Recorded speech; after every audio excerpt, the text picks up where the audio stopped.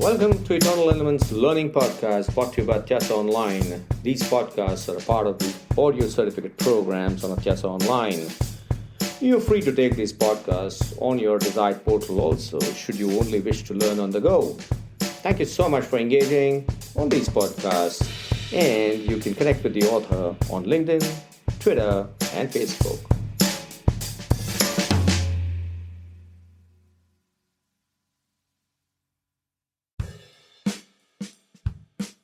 Hi, welcome to Eternal Elements. This is Niket Karajagi from Atyasa Online, talking to you about business excellence in Season 5.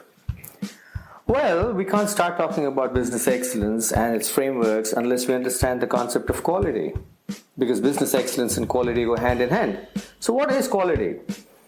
Quality basically comprises of total features and characteristics that could go beyond the satisfaction of the customer. Well, at least let's satisfy the customer. And once we satisfy the customer, then we can go beyond the customer. And that's the whole idea of quality. So quality comprises of the quality of design, which is the specific ideas for the product that a designer conceptualizes. And then there is the quality of conformance, where there's a measure where the design that the designer has created, the measure actually is in conformance with that. So any quality, any product is called a quality product only when the quality of design and the quality of conformance meets the customer expectation.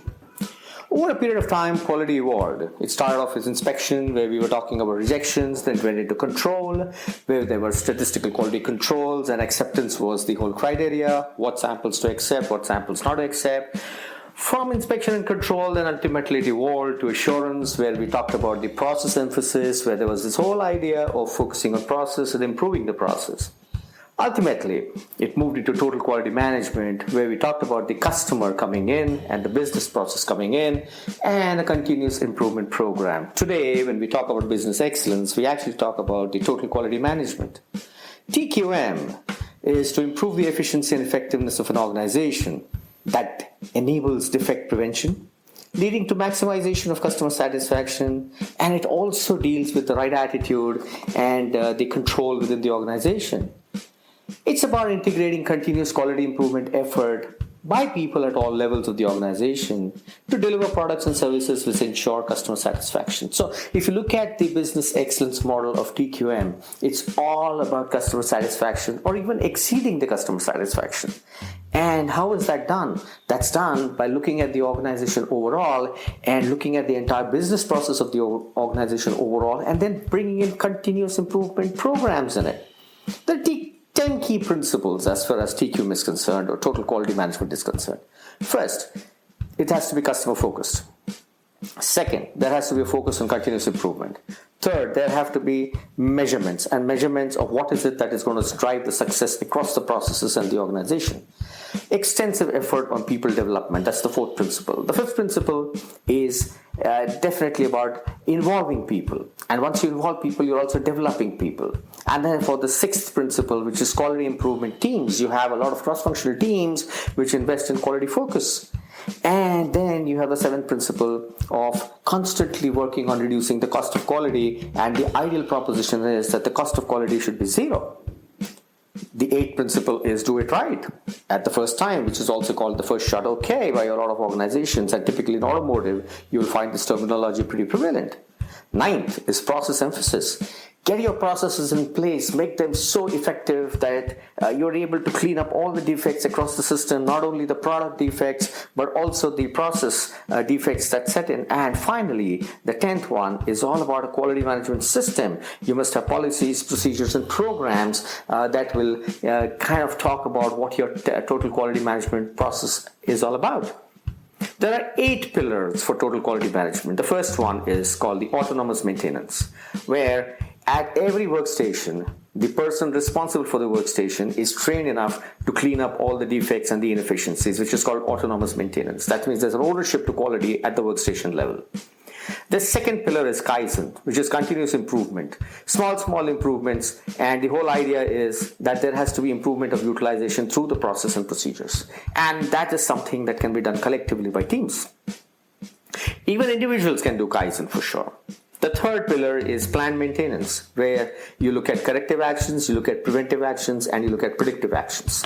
Corrective actions is when something goes wrong, preventive action is before it goes wrong, and obviously predictive is even before you are able to understand, you are kind of predicting so that you are able to correct it much before even the preventive action is required. Then the fourth pillar is the quality maintenance, where we're talking about preventing all the quality defects. Then we have the maintenance prevention, which means that you invest in the most effective equipment, which requires either zero maintenance, which is ideal, or very, very low maintenance. The sixth pillar is education and training. The seventh one is the office total productivity management, where we eliminate issues and defects in all the support functions. And the eighth one, which is so important in the 21st century, which is safety, hygiene, and environmental control, where you're looking at all the hazards that can come in because of safety, hygiene, and environment. To implement TQM, you need to go through certain steps. So how do you implement TQM in your organization? First, the senior management has to come up and look at the startup and commitment phase, where you develop a vision for your TQM objectives. Then you come up with a strategy phase, where you set up your goals, you understand your gaps, and then you look at the implementation procedure. The third part is that you have the protocol development phase, where you sit down and you develop how you're going to be actually kind of creating the phases of implementation. And then you come to the pilot or the practice phase, where you launch it and you institutionalize it in the organization. Finally, after you institutionalize it, obviously you will learn, and then comes the maturity phase, where you measure what has worked, what has not worked, and you correct all the deviations. And then finally, in the growth phase, you scale it up across the organization. Obviously, it is all about achieving the company objectives through understanding the customer requirements. So, what is total quality management? It's all about involving the entire value chain of the organization and ensuring that you constantly clean up the defects that can set in at all levels within the organization and ultimately surpass the expectations of the customer. And therefore, quality becomes a DNA of any total quality management process. But it's not about the product defects and quality. It's about ensuring a culture of quality, a dynamics of quality, a business process of quality, a complete value chain of quality, right from the input to the dispatch and ultimately the customer experience that we're talking about. So that is TQM. That's the business model that you can actually bring into your organization if you are targeting business excellence. Thank you very much. This is Niket Karajagi from Eternal Elements, signing off, and I shall see you in the next podcast, where we will look at 2 more business excellence frameworks. Thank you so much. I'll see you in the next podcast.